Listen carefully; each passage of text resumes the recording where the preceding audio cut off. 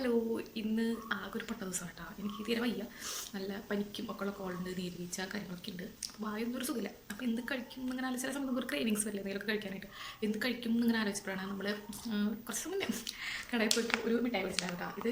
ഇത് ഒരു പുളിമിഠായി തന്നെയാണ് നമ്മളിപ്പോൾ സ്കൂളിലൊക്കെ പഠിക്കുന്ന സമയത്തൊക്കെ കണ്ടിട്ടില്ലേ, ഒരു രൂപ 2 രൂപ പാക്കറ്റിലായിട്ട് ഇങ്ങനെ മണിമണികളൊക്കെ ആയിട്ടുള്ള സാധനം. അത് അതിൻ്റെ സെയിം ടേസ്റ്റാണ് എനിക്ക് ഇതിന് തോന്നിയത്. ഇതിൻ്റെ പേര് വരുന്നത് ഇളന്തൈവട എന്നാണ് ഇതിനെ പറയണത്. ഇത് 20 പാക്കറ്റാണ്. ഇത് ഉണ്ടമരത്തെ പാക്കറ്റല്ല, ഇതിങ്ങനെ മൊത്തം, അതായത് അതിൻ്റെ നട്ട്സ് ഇല്ലേ, അതിൻ്റെ ഉള്ളിൽ ഉണ്ടാവണ ഒരു കുരു, അതടക്കം ഇങ്ങനെ അരച്ചിട്ടുള്ള ഒരു ടൈപ്പ് സാധനം കേട്ടോ. നമ്മുടെ ടേസ്റ്റൊക്കെ സെയിം, നമ്മുടെ സെയിം പുളിമുട്ടയുടെ ഇത് തന്നെയാണ്. അപ്പോൾ ഞാൻ വിചാരിച്ചു ഒന്ന് കഴിച്ച് നോക്കിയാലോ എന്ന് വിചാരിച്ചു. നല്ല രസം അറിയാനായിട്ട്.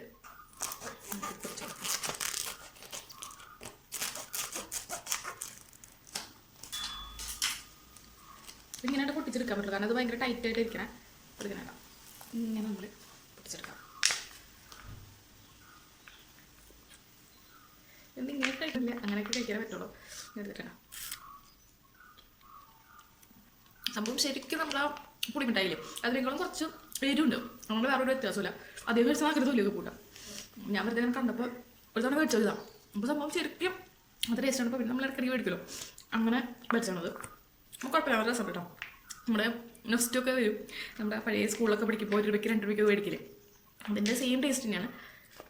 ഇതിപ്പോൾ ഞാൻ തന്നെ കൂടുതൽ കഴിക്കുക, കാരണം ആർക്കൊന്നും വലിയ ഇഷ്ടമില്ല, അവിടെ കുറച്ച് കഴിക്കുള്ളൂ.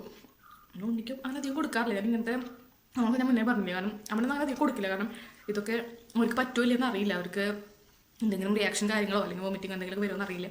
അതാണ് അവനൊന്നും അങ്ങനെ കൊടുക്കാറില്ല. കൂടുതൽ ഇങ്ങനത്തെ സാധനങ്ങൾ ഞാൻ തന്നെ കഴിക്കുള്ളൂ. അപ്പോൾ ഇവിടെ എനിക്ക് കാണാൻ ചെയ്യാൻ ഒന്ന് മേടിച്ചു കിട്ടും. സംഭവം നമ്മുടെ സെയിം പുളിമിഠായി തന്നെ. അതിലെ ആ ഒരു ഇങ്ങനൊരു എന്താ പറയുക, ഒരു ഉണ്ടകളായിട്ടുള്ള അതിൻ്റെ ഒരു കുരു ഉണ്ടാവില്ലേ, ആ കുരു അടക്കം ഇത് അരച്ചിട്ടുള്ള ഒരു ടൈപ്പ് സാധനമാണ്. ഇങ്ങനെയൊക്കെയുടെ അപ്പോൾ എല്ലാവരും കാണാൻ ചെയ്യാൻ ഒന്ന് മേടിച്ചു കിട്ടാം. ബൈ.